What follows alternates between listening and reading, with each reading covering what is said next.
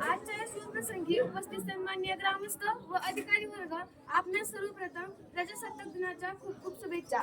आजचा शुभ दिवस खूप खास दिवस आहे, कारण आजच्या दिवसापासूनच खरी प्रजासत्ता प्रस्थापित झाली होती. महाराष्ट्राचे आराध्य दैवत छत्रपती शिवाजी महाराज, स्वराज्य रक्षक छत्रपती संभाजी महाराज, क्रांतीज्योती सावित्रीबाई फुले, क्रांतीज्योती महात्मा फुले व ज्यांच्यामुळे आज आपण हा प्रजासत्ताक दिन साजरा करत आहोत ते डॉक्टर बाबासाहेब आंबेडकर या सर्वांच्या विचारांना व या थोर पुरुषांच्या कार्याला अभिवादन घालून मी Kumari Amruta Pramod Suryavanshi latest Kataria English medium school Kalewadi मधील इयत्ता 9वीतील विद्यार्थिनी हे मनोगत व्यक्त करत आहे.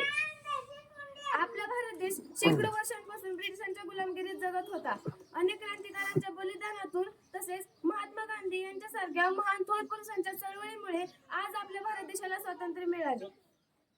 छत्रपती शिवरायांच्या स्वराज्याची शिकवणूक, सावित्रीबाई फुले यांच्या मुलींच्या शिक्षणाबाबतच्या क्रांतीतून व डॉक्टर बाबासाहेब आंबेडकर यांनी भारताला दिलेल्या संविधानाच्या मार्गाने आज आपला भारत देश प्रगती करत आहे. स्त्री शिक्षणाचा पाया रोवणाऱ्या सावित्रीबाई फुले, स्त्री शिक्षणाचा पाया रोवणाऱ्या सावित्रीबाई फुले या मुलींच्या शिक्षणाबाबत जरी सफल झाल्या असल्या तरी मुलींच्या सुरक्षितेचं काय? आज जवळपास 79 वर्ष झाले आपल्या भारताला स्वातंत्र्य मिळून, पण अजून मुलींना सुरक्षित जगण्याचं स्वातंत्र्य नाही मिळालं. नक्की ते कधी मिळणार? आज आपल्या भारताला जवळपास 79 वर्ष झाले स्वातंत्र्य मिळून, पण मुलींना सुरक्षितेचं जगण्याचं स्वातंत्र्य अजून मिळालं नाही. किती दिवस मुलींनी नजर खाली घालून चालायचं? किती दिवस मुलींनी नजरा खाली घालून चालायचं? किती दिवस मुलींनी केशभूषा व वेशभूषेचे पारतंत्र्य पाळायचे? किती दिवस मुलींनी केशभूषा व वेशभूषेचे पारतंत्र्य पाळायचे? आज प्रत्येक क्षेत्रात मुली अग्रेसर आहेत. शैक्षणिक क्षेत्रात तर मुली कितीतरी पटीने मुलांच्या पुढेच आहेत. मुलींना पाहिजे ते फक्त सुरक्षितेचं कवच. शैक्षणिक क्षेत्राची जबाबदारी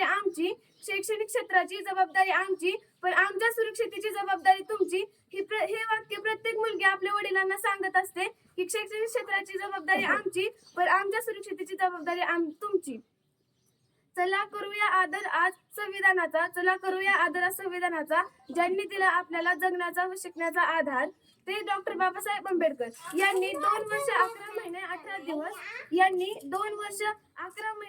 दिवस दिवस रात्र मेहनत करून सर्वांच्या सहकार्याने आपल्या भारताला हक्क मिळवून देणारे आंधळ्याला डोळे लंगड्याला पाय व मुक्याला वाचा फुटेल असे भारताने 26 नोव्हेंबर 1949 रोजी स्वीकृत केले. 26 जानेवारी 1949 रोजी याची खरी अंमलबजावणी सुरू झाली. आम्हा विद्यार्थ्यांना सुद्धा या संविधानानुसार गावागावामध्ये वाचनालय हवं, गावागावामध्ये व्यायामशाळा हव्यात. मुलांच्या मनांमध्ये मुलींविषयी आदर भावना निर्माण करण्यासाठी गावामध्ये संस्कार वर्ग हवेत.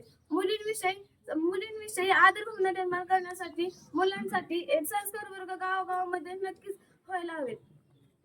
तरुण मुलींसाठी प्रशासनाबरोबरच राजकीय पदावर बसण्याची सुद्धा त्यांना संधी मिळाली पाहिजे. पण आताच्या काळात जर तरुण मुलींना राजकीय पदावर बसायचं म्हणलं तर कोण किती व कोणता विकास करणार याऐवजी कोण किती खर्च करणार यावरती सर्वांचं जास्त लक्ष आहे.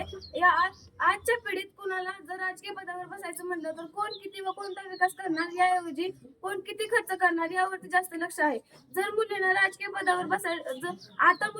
पदावर बसायची संधी मिळाली पाहिजे. जर मुलींना राजकीय पदावर बसायची संधी मिळाली तर भ्रष्टाचाराला आळा बसेल. मुलींना सुरक्षितेची काळजी राहणार नाही. जर मुलींना शासन, प्रशासन, व्यापार, उद्योग, क्रीडा प्रदर्शन मध्ये जागा मिळाली तर मुलींना सुरक्षितेची काळजी राहणार नाही. छत्रपती शिवरायांच्या स्वराज्याची शिकवणूक, सावित्रीबाई फुले यांनी शिक्षणाबाबत दिलेला धडा व डॉक्टर बाबासाहेब आंबेडकर यांनी भारताला दिलेल्या संविधानाचा काहीतरी सार्थक होईल. आता डॉक्टर बाबासाहेब आंबेडकर व छत्रपती शिवाजी महाराज यांची जयंती जवळ येत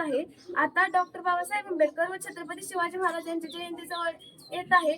तर या दिवशी फक्त मिरवणूक न काढता आपण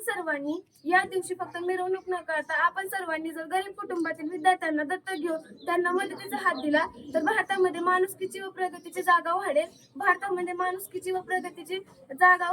फक्त कपाळाला गंध लावून गाडीला झेंडे लावून डीजे वाजवून छत्रपती शिवाजी महाराज डॉक्टर बाबासाहेब यांची जयंती साकारली जात नाही. खरं तर त्यांच्या विचारांची जयंती साजरी केली जाईल. तेव्हाच आपण म्हणू की छत्रपती शिवाजी महाराज डॉक्टर बाबासाहेब आंबेडकर यांची जयंती खऱ्या अर्थाने सार्थक झाली. विविधता एकता आहे आमची शान, विविधता एकता आहे आमची शान, म्हणूनच आमचा भारत देश आहे महान.